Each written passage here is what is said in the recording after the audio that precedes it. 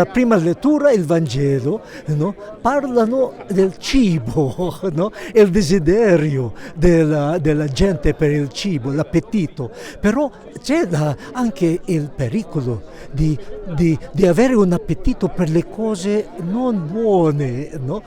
Io ho fatto questa riflessione e collegamento, no? Sul il significato di questa giornata e del posto, no? È venuto alla mia mente questa realtà, questo fatto che le guerre sono prodotti di appetito, no? E la pace, no? Al contrario, è anche frutto dell'appetito per il buono, per la giustizia, per la fratellanza.